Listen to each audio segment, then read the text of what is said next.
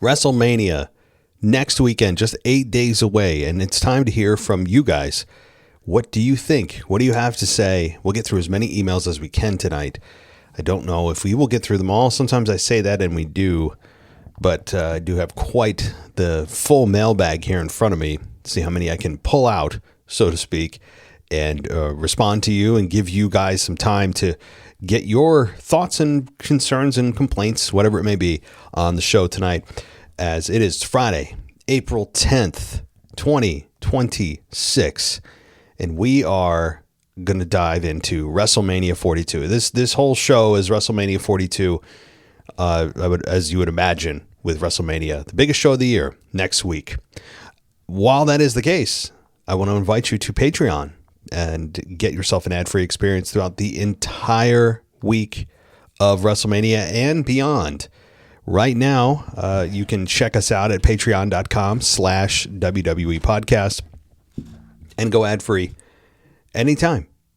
And you can also do it on Apple. Apple is the other place you can go and go ad-free as well. All right. Let me give a shout out to our latest patron, Laura. Welcome. Thank you for joining us. Hope you enjoy your totally seamless experience. All right, let's jump in or dive in. Let's go to the very first person here and let's talk to Brogan. Really quick email. He says, the product isn't great right now, but at least it's not 2017. I only started watching WWE on the Raw after Backlash 2025, so I haven't been watching for that long. But I'm excited for all the matches on WrestleMania this year. There's just not much story. Well, Brogan, even though you've been watching admittedly for a year, you've only been watching since Raw after Backlash a year ago, and you still are sensing there's no story. Well, yeah, I mean, that's kind of the theme of this year's WrestleMania, which has been a very, I think, uneven build. I've heard some people claim that it's been the best build, that Brock and Obafemi's the best build. I don't know where people are getting. I mean, I don't know. I feel underwhelmed by Brock and Oba simply because they haven't even said anything to each other.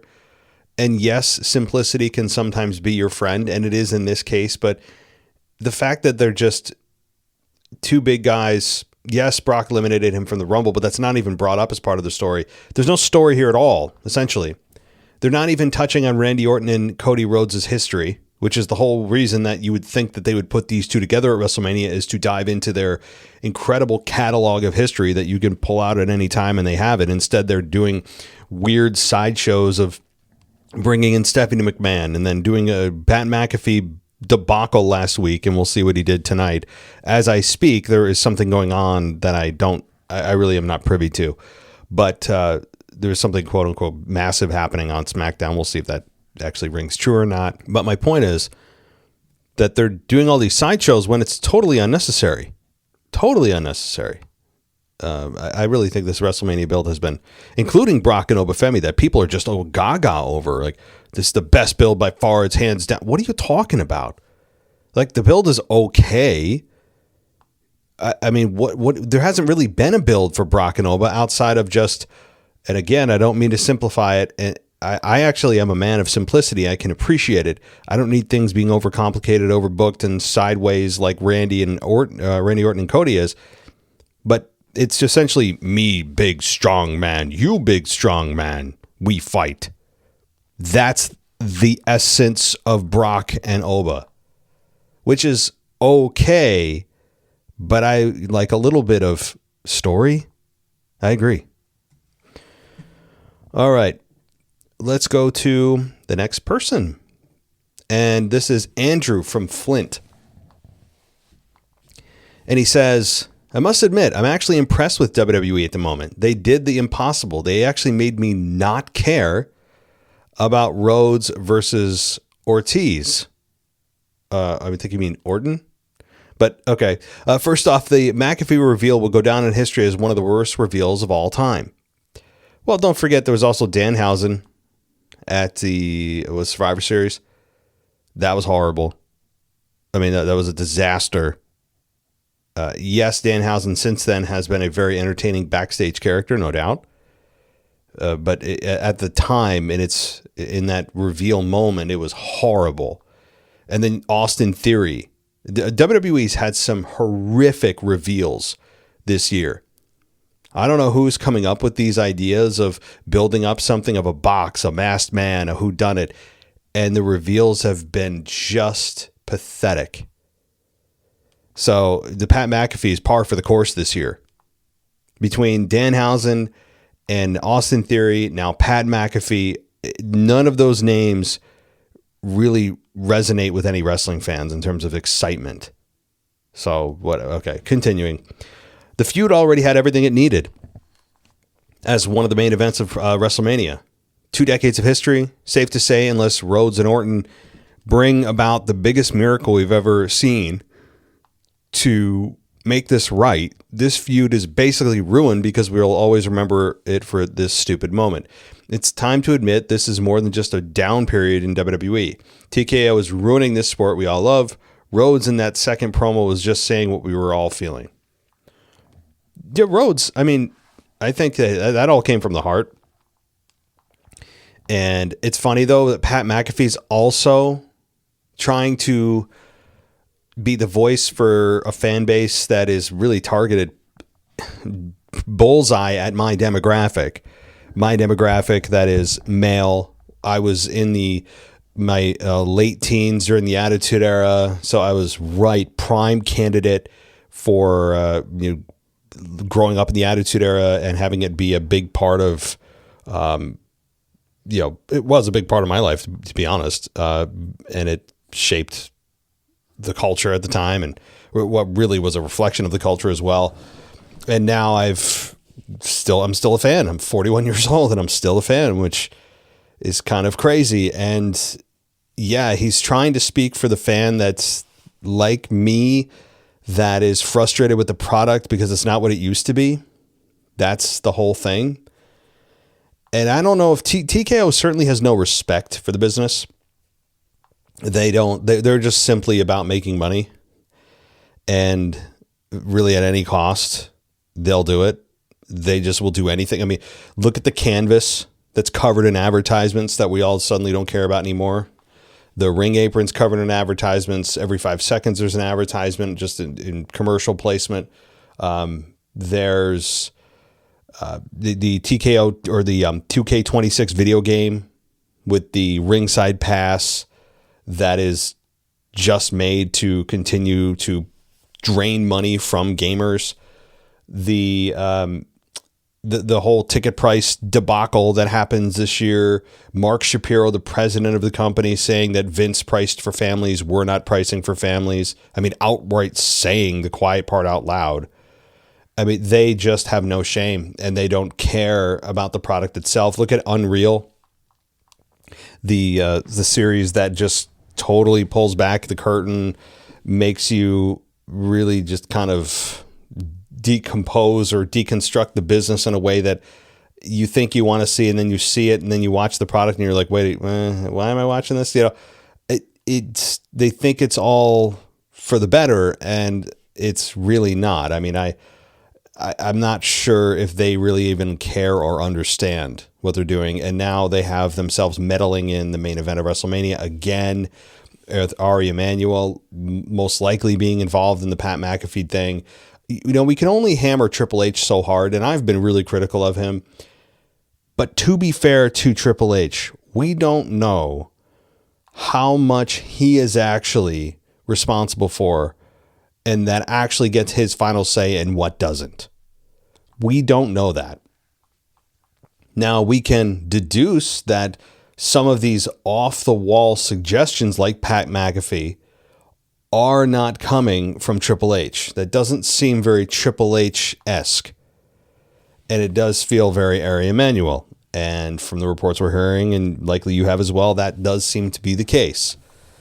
But the sport has died, as the sport that you and I remember died a long time ago, even during the Vince era.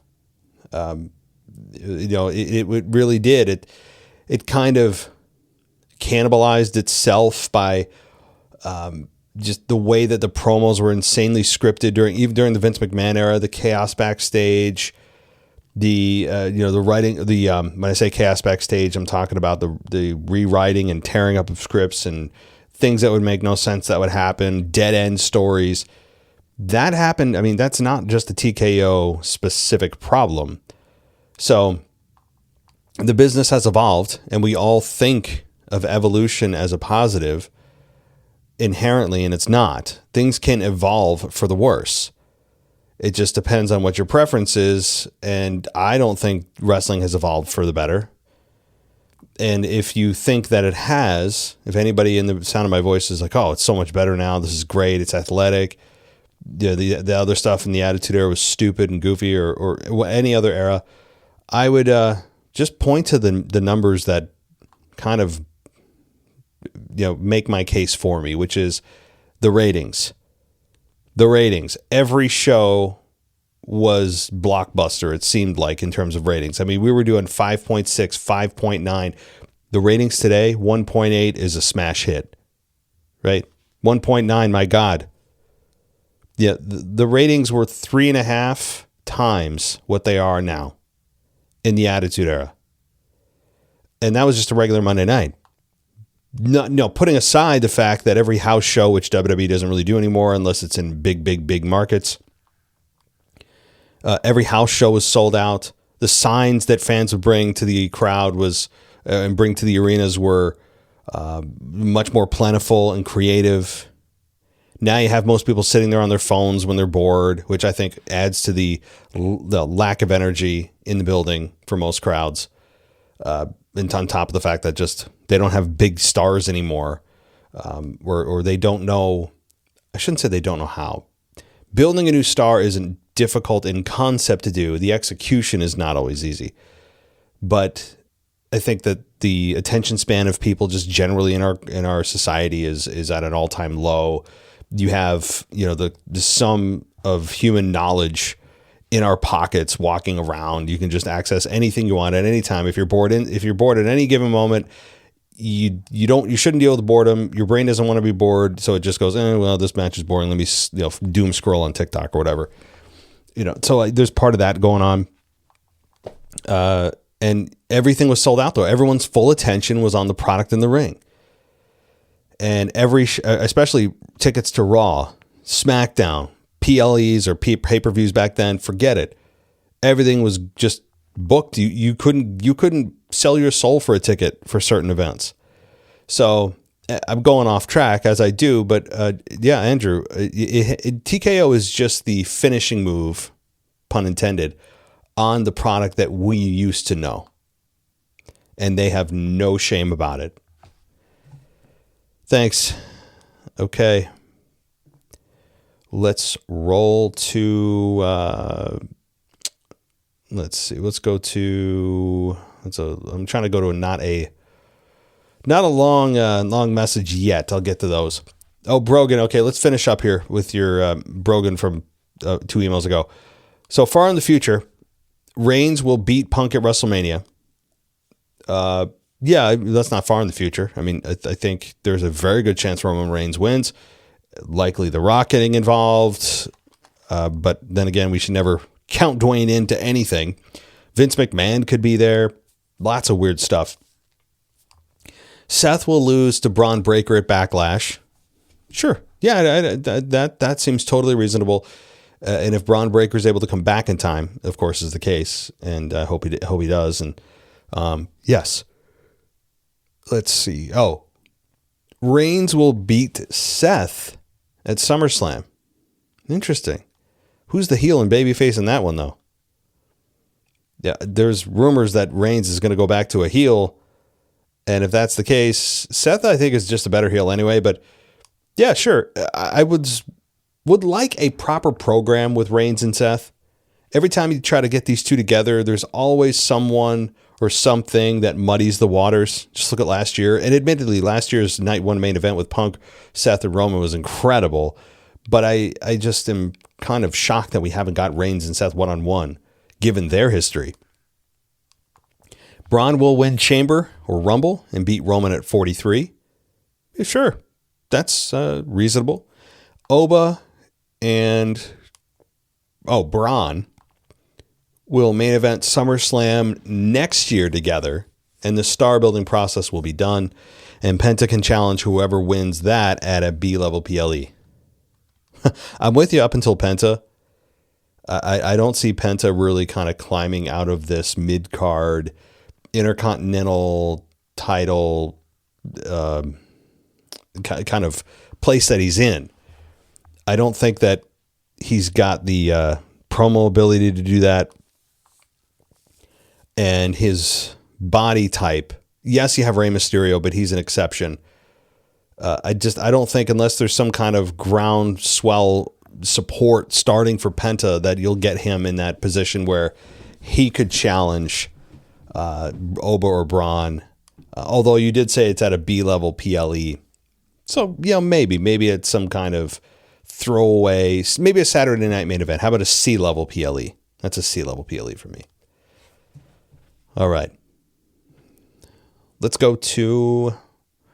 I don't know who this is, and I don't know if the name that's in your email is actually your name, so I won't pronounce it. But this is from I'm guessing a new emailer, and they said, "Hey Matt, I've been listening to the show since 2022 or 2023, but I haven't emailed in before. Welcome. With the CM Punk and Cody Rhodes promos, I believe Triple H was also annoyed at the decision for Pat McAfee to be included by TKO in the main event of WrestleMania. So he said that Punk and Cody can have a shoot promo and say whatever they wanted. I totally believe that. They'll never admit it publicly because you just don't do that when you're in a business, public business. You just don't do it unless you're trying to commit career suicide. But there's some infighting here. There's some tension where it's like Triple H is saying, okay, yeah, Ari Emanuel, listen, you got it, baby. Yeah. We'll bring in Pat, whatever you say, you're the boss. While he's sitting there going, this is horrible. This is just the shits. It's gonna bomb. And I think generally it did. But he's like, all right, well, fine. Yeah, we'll have your piece. On the flip side, let me bring in some of the best talkers that we have. And I think he played a little game here, especially with Rhodes being able to respond to what happened earlier in the night with McAfee and that second promo with Cody, where he's like, all right, you know what, Cody, go out there. And I don't care what you say. Just go out there and bury this whole thing. I think that's exactly what he's doing. Triple H is using his best talkers to totally undermine Ari's essentially his own creative, which is hilarious, but also it kind of shows you that things are unstable right now. I will be surprised if in 1 year from now, we are still talking about Triple H as the head of creative. Maybe sooner. I will be shocked. Things seemed a bit rocky.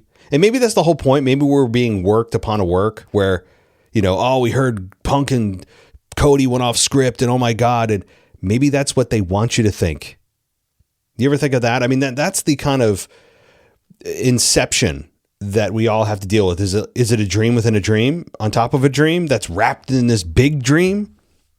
It gets kind of mind numbing if you get into it of, wait, am I supposed to think that? But if they want me to think that, why would they want me to? Like, it gets weird.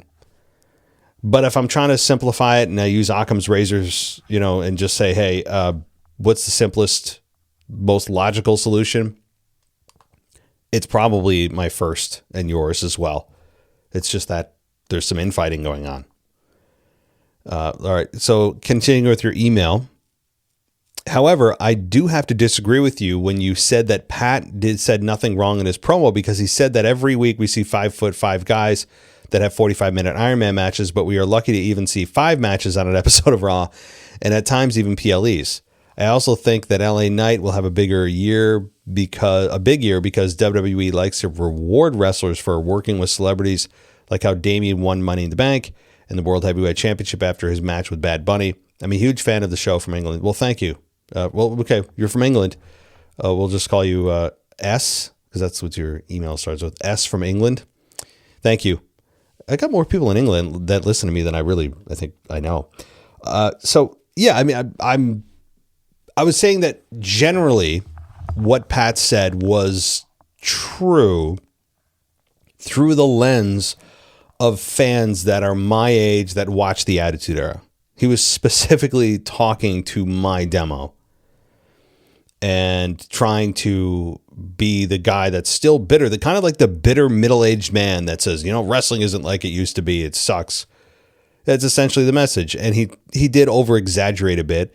There are no 5'5" guys, by the way, that are having 45-minute Iron Man matches. Now, I get what he's saying. He's being over-dramatic, saying that essentially wrestlers have gotten smaller and the matches have gotten longer. Well, I mean, that's not really the complaint, Pat. Okay? Again, that's just, I would agree, like, that's not right. And I don't think what he said was supposed to be taken literally, so I'm going to give him the benefit of the doubt there. But even his premise that he's trying to convey about smaller guys having longer matches, well, again, that hasn't really been the problem with wrestling. Look at Daniel Bryan, for God's sakes. He's one of the most successful undersized, quote unquote, wrestlers of all time. Rey Mysterio, one of the greatest successful undersized wrestlers of all time. Even Shawn Michaels, under 6 feet. Eddie Guerrero, 5'9", 5'10", undersized for a wrestler. Chris Benoit, think of what you want of him personally, but from a professional standpoint, he's quote unquote undersized. From the giants that used to dominate during, the late 80s, early 90s, mid 90s, and then things kind of started changing. But what they have really been missing, it's not the wrestling, and I think the wrestling quality has actually gone up from an athletic standpoint. And I think it's almost got too gymnastics-y and too coordinated and too formulaic with how everyone has the same kind of moveset with suicide dives and all the rest. I don't like that. I actually have no issue with Iron Man matches. By the way, when is the last Iron Man match we have even seen? I don't know. I'm a proponent of Iron Man matches. Rarely, because you can't do them often.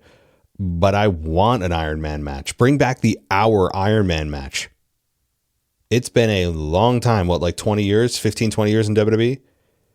Bring it back, baby. But you got to have the right two opponents. It's the lack of story building and the understanding and execution of how to build new stars. That's really what it is. Alrighty. Well, thank you from across the pond. All right. Let's talk to Captain KC, checking in again from the UK. Hope you're well across the pond as well. What's your thoughts on this year's build? I kind of feel like everything is last minute and creative is thinking, oh shit, we don't have anything for so-and-so.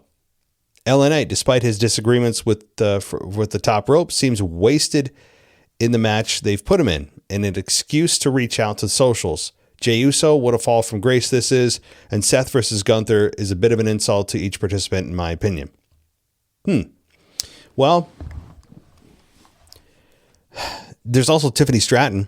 Don't forget, she, as far as I know right now, again, I didn't see SmackDown, maybe something changed, but as of this moment, she doesn't have a match. Tiffany Stratton doesn't have a match, and people are up in arms about it. LA Knight, he seem wasted in that 6-man tag? Yeah, I mean, based on where a lot of people think he should be, yes, but at least he has a spot. Jey Uso needs to just go away for a while. I think that's actually Jey Uso's solution if he wants to kind of get back on track, is to recharge his batteries, go away for a while. That would be his best friend, is time away from the fans. That to me would be great, but I don't know if they'll do that. And Seth Gunther is a bit of an insult. It is, but I've already gone over this and said, hey, look, they did the best they could with the guys that were available. If Seth's available because his opponent's injured and Gunther's available because Chris Jericho went to AEW, well, what are you going to do? You can't go wrong with those two veterans. It's going to be a kick-ass match. It's just that we don't really care about the match because we know it was thrown together because of injury, and there's nothing on the line, and we know these two likely aren't going to face each other after this. Likely. It's just kind of like WrestleMania, these two guys are available, let's put them together. And also, I have to just say from a just from a principle standpoint, I don't think everybody should get a spot at WrestleMania. There's this prevailing kind of new age thought with wrestling fans over the last 5 to 10 years that everybody should get a spot at WrestleMania. And that, I think, has been kind of pushed by WWE by expanding how big WrestleMania has gotten with, I mean, remember when WrestleMania was one night, which was only, WrestleMania 35 was the last one night WrestleMania. It's not too long ago, but that was a marathon event, right? I mean, they stretched that event to 6 hours, 7 hours with the pre-show. It was just absurd. It's just too long. It's too long, period. But since they've done that, that gave more people more opportunity to participate at WrestleMania, which I'm sure the talent love and they should. But it also then, I think, diminishes the meaning of being on WrestleMania. And I don't think it should be a kind of public forum. I don't think it should be open house. It should be an exclusive club by invitation only. Why? Because then I think if you have fewer matches at WrestleMania, it would show you who the best of the best that WWE has to offer is, and not just a, hey, everybody, come one, come all.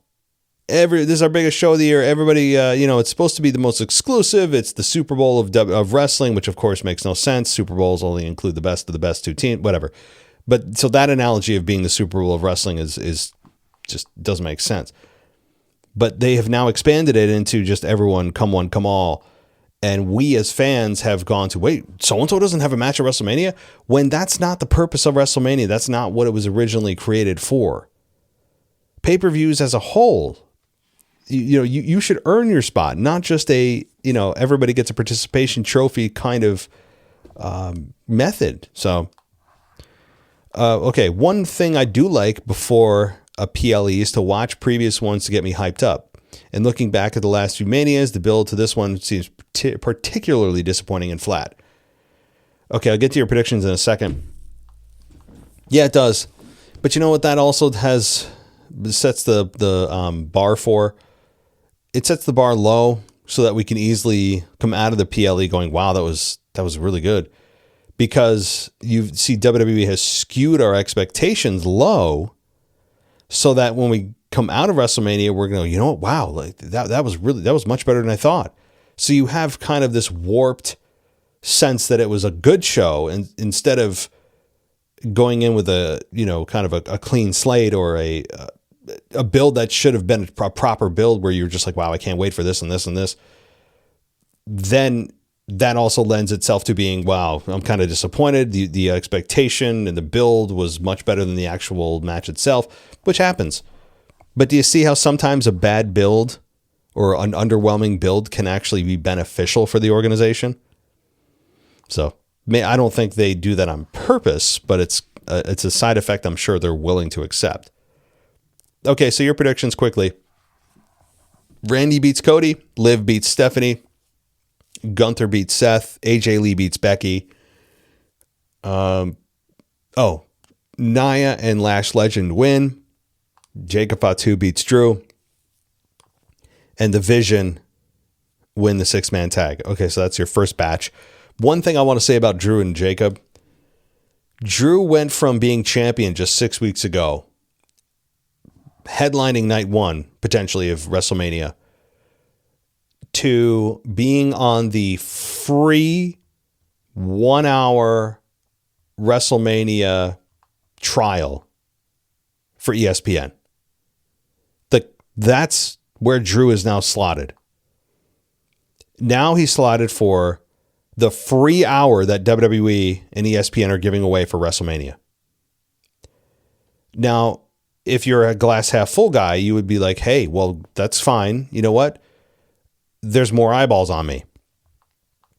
And that's probably how you try to force yourself to look at it, because, oh, wow, I'm free. Well, they trust me to hype people up to actually buy the paid service, right? So they're going to put me in as part of the paywall, before the paywall, and hope that after they watch my match, it'll encourage people to purchase the actual ESPN Unlimited or ESPN Plus, whatever you need, to get to watch the rest of the show. So essentially what they're doing is using Drew McIntyre as an advertisement to get people to buy the app subscription. That's what they're using Drew as. And he can try to spin it, and I'm sure he will try. And there is a case to be made of, hey, look, there's going to be a ton of eyeballs on me. It's free. Nobody has to pay anything to watch me. They trust me to be that guy. But also, Drew, they're using you as an advertisement for free. And no matter how many people you bring into the to purchase the subscription to ESPN, they're not going to share that revenue with you. And how would you even know that someone did that because of you? So boy, it's just a fall from grace for Drew. I mean, Drew McIntyre, you talk about a fall from grace for him. And yes, again, we have also Tiffany Stratton, who was facing Charlotte last year, and now obviously we know this year she's right now not on the show. The IC ladder match, Javon Evans wins. Cool. Obafemi beats Brock. Trick beats Sammy. And Dirty Dom beats Balor. Jade beats Rhea. And Roman beats Punk. Happy WrestleMania. I'll be live on night 1, but playing catch up for night 2. Looking forward to your analysis next week, Casey. Thank you, Casey. Hope you're doing well over there in the UK. All right. We'll continue for maybe a couple more and see how we land. If I don't get to your email tonight, trust that I will get to it on the week in review. All right. So if you are saying to yourself, oh man, I was hoping to get to my email. Well, I see it. It's in my list and I can certainly get to it on the week in review on Sunday. All right. So that also means if you want to send an email in, I'll try to squeeze yours in on Sunday. Email us, mailbag@wwepodcast.com. Okay. Oh, Shane, you have a very quick add-on from your other email. If they want to do a 180 on Pat McAfee, or whatever his name is, have Orton just punt him into oblivion. Yeah, they could do that. I mean, I don't think anyone would be particularly upset about Pat McAfee getting his head kicked off. I mean, Pat, is TKO's solution to ticket sales really Pat McAfee? Is that their big weapon? That's the ace in the hole? Is Pat McAfee? And I know that they're probably subscribing or prescribing to the idea that controversy creates cash, but not all controversy does. And it's very short term. You can only be so controversial for so long before fans tune out by droves because they're just not interested in you trying to create controversy that's just bad and just bad television. And I think TKO is kind of towing the line here. Okay, let's go to Kay from Toronto. Yeah, you're late, but so am I. So that kind of benefited you, which is good. I get to hear from you. So you said, what if Stephanie beats Liv at WrestleMania because Roxanne interferes and reveals she is Dirty Dom's woman? It could set up a program with a devastated Liv teaming up with Finn. Just a thought. Certainly possible. Certainly possible. And hopefully the concussion protocol passes soon. I mean, there was a picture, and I hope it wasn't AI. That's the problem with AI. You never know what's real anymore. It's just distorted what we see. And everything we see, videos or pictures online, we always have to ask ourselves in our minds or out loud, is this AI? Is this real? And that just sucks, doesn't it? AI is an incredible technology. It creates videos and pictures that we could only dream of just 10, 20 years ago. And now we have it in our palm of our hands, and it's become, I think, our worst enemy because we don't know what's real anymore. We don't know what the truth of something is anymore. And it's only going to get more advanced and more convincing. And all right, but anyway, let's continue. So that's certainly possible, though. Yes, I don't see why not. Dom just being this womanizer that just jumps from relationship to relationship and cheats on one and cheats on the next that he cheated on with her. Like, yeah. But also, that would continue to make sure that Dom is a heel. And I'm ready for him to be a babyface. It almost happened at last year's WrestleMania with Dom winning the IC title. I hope it does. P.S. I love it when Cody Hogan gets a shit kicking anytime, anywhere, and the product is getting bad. The booking sucks, and you've been 100% spot on. TKO is about money, nothing else. And I have no issue with TKO after money. They have to be. They have to be after money. Companies are, for-profit organizations are in business to make, a profit. I get it. They have to. And especially if you're publicly traded as well, you have a duty, an obligation to shareholders to maximize your profits and then potentially share them via dividends or reinvest the profits into the business. And I understand that. Yes, I'm not shaming organizations for trying to make money. That we have no products or services, right? Like I get it. But TKO is just so outwardly, shamelessly after your money and then throwing it in your face. That's the issue I have with them. When you're not UK, but if you're wondering, what do you mean throwing it in our face? They have announced at more than one event about the record gate that they have achieved at that event. Whatever it was, I don't know. They're just saying that, I forget what event it was. It might have been overseas as well. One of the PLEs overseas the last 12 to 18 months. They were just saying how this is the most, the highest grossing gate that we've ever had in this building or at for this event or ever or whatever the stat is. That's an incredible thing to throw in the face of the audience that just paid their money to walk in. What if you're in the crowd? What is your reaction? Why would you cheer that? You should boo that. That means that they were able to squeeze more money out of you per person than any other crowd in the history of the company. Why would you cheer for that?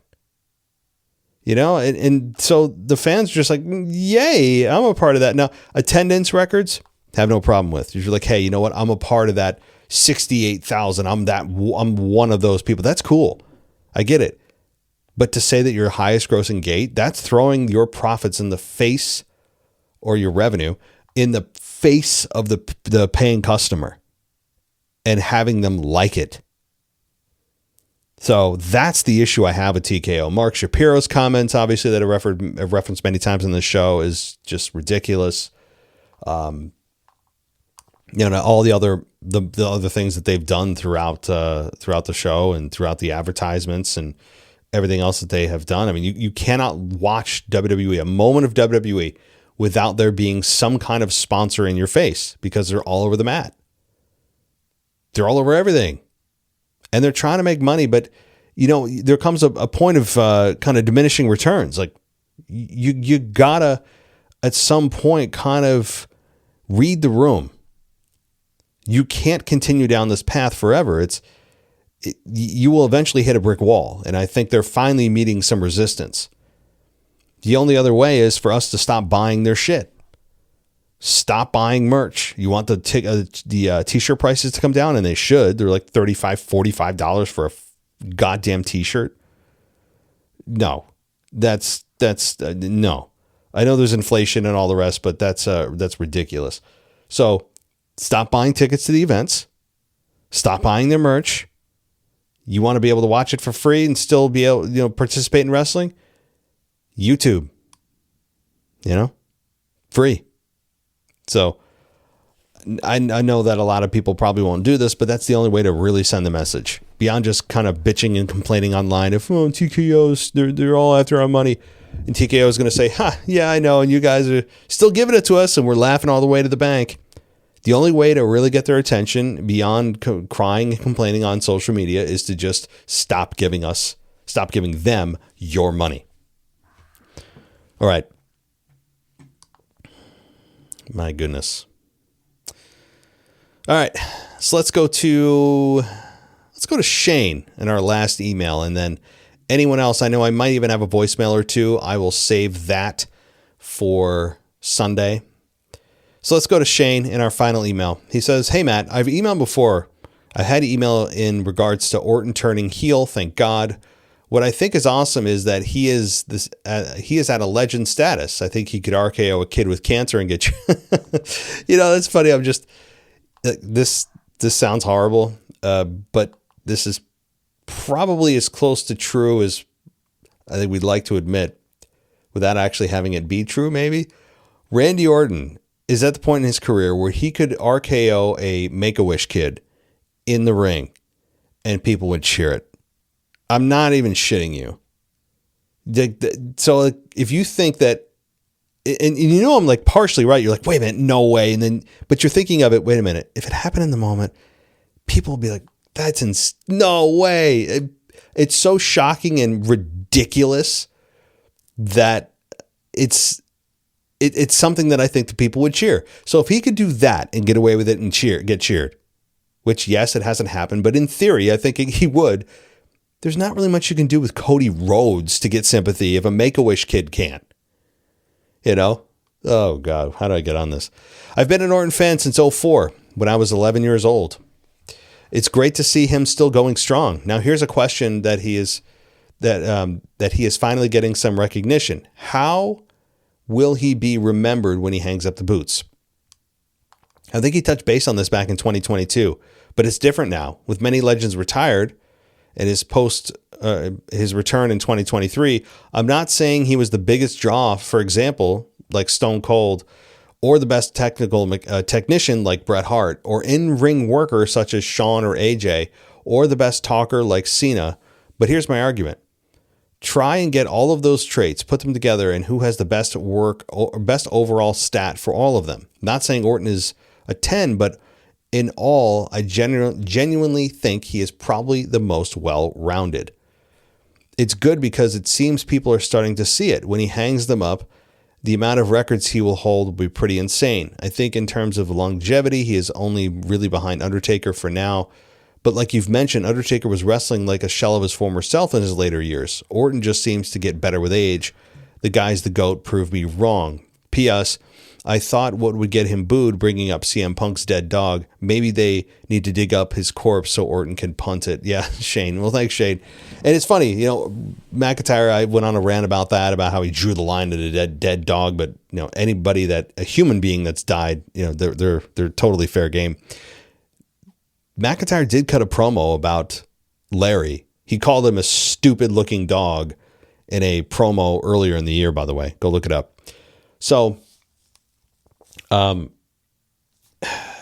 this is something so subjective because when you're talking about GOAT, what's great, how you define great is also subjective. Great is something that is subjective in its own definition, much less how you apply that subjective definition to a subjective topic about who is the greatest according to your definition. Do you see how it's like levels of subjectiveness? But I think that there are some commonalities when it comes to how most people would define what's great. The impact, the longevity is certainly one, but Steve Austin was only hot for 3 years, 4 years, and had the impact he did. So you could say he did not have a lot of longevity, but he burned hotter than anybody. So why wouldn't that be great? I mean, you could talk about ticket sales. You could talk about merch sales. Ratings are certainly one. You could do minute by minute ratings. I think it's ultimately crowd reaction and the sustained crowd reaction, because when you get crowd reaction, sustained support, all the other stuff kind of falls into place. All the other stuff falls into place in terms of, you could look at the ratings. If people are cheering in person consistently over a period of time, then likely the ratings will reflect that. In kind, also, that person's merch is likely moving pretty well. It's like, so you can take the temperature by just the crowd reaction over a long sample size. So Orton, as you said, I mean, I think fans are realizing we don't have much time. We know we don't. Orton is still really, really good. But after John Cena retired, and we hear rumors of Brock on his way out this year, and there's not many legends left that are in the Attitude Era, much less the Ruthless Aggression Era, then we kind of have to appreciate him for how damn good he is. And he is. I don't think he's the best on the mic. I don't think that he reached his full potential. There were long periods of time of Orton just kind of being on SmackDown, not doing much, not having a ton of promo time, and just kind of doing his thing. He felt almost invisible at times for long periods of time. I think it was before SmackDown was called SmackDown Live. It was like that period before SmackDown Live took over, that brand where SmackDown was live on Fridays. So Orton has had some kind of down years, and early in his career, he certainly sabotaged himself with the partying and the drinking, and he took a bunch of pills, and he did miss his rehearsal with The Undertaker before their match at WrestleMania 21. Was it 21? I think it was. And so he has certainly had his issues and his demons, but yeah, the longevity is something he's got under his belt, and you can't really speak against that. I mean, my God, 2002 to now is just, you'd never imagine that he would still be here. I mean, for me, 2002 to everybody means something different. For some of you, it means I wasn't born, I didn't exist. For others of you, you were likely really, really young. Maybe you were in your 20s, whatever. I mean, I was, what the heck was I? I was 17. Yeah, I was 17. So I was a junior in high school, which is just incredible that I'm still talking about Randy Orton, who was getting his start when I was a junior in high school. And it's like, how is he still doing this? It's really fascinating, and I give Orton all the credit in the world. So that is impressive in and of itself. But yeah, I mean, you have guys that are going to be remembered for certain things.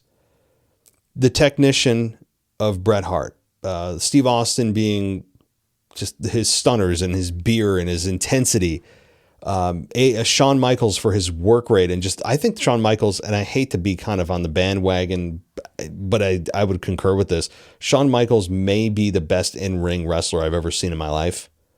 Like, Shawn Michaels in his prime was just everything, his style, his cadence, his tempo. I think Shawn Michaels might be the best all-around performer. I know a lot of people will say Ric Flair.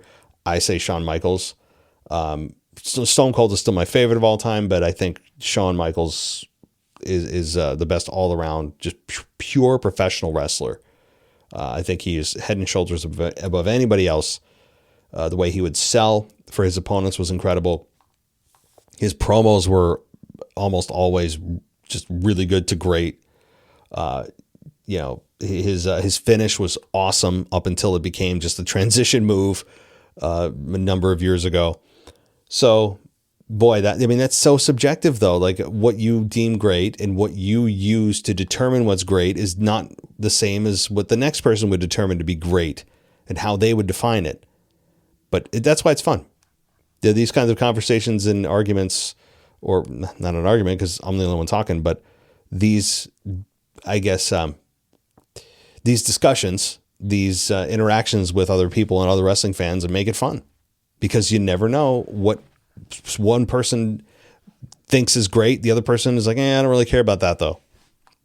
Alrighty, so I'm going to, go to 2 more people on Sunday as it stands right now. And just so you know, Chris and Curtis, I'm going to pin your emails in my box here. Chris and Curtis, I see your guys' emails. I promise I will get to them on Sunday. So, Curtis, yes, I promise. I see it. You got a nice email here. I will get to it on Sunday. And anybody else that wants to chime in for the Sunday weekend review, do that at mailbag@wwepodcast.com. So I'll end it there on this nearly WrestleMania week here. And I'll be interested to hear what you guys think about SmackDown. I'm sure it'll be eventful. I'm going to try to stay off social media. I want to watch it without getting involved in social media and having it ruined. But I sometimes am not successful at that. All right. Thanks, everybody. And go ad-free, patreon.com/WWE podcast. Great week to do it with WrestleMania just eight nights away from tonight. All right. Take care. Thanks for listening to the WWE Podcast. Don't forget to subscribe on your favorite podcast app. so you don't miss a show, or head to WWEpodcast.com. And for all of these shows ad-free, head over to patreon.com/WWE Podcast. Until then, we'll see you next time.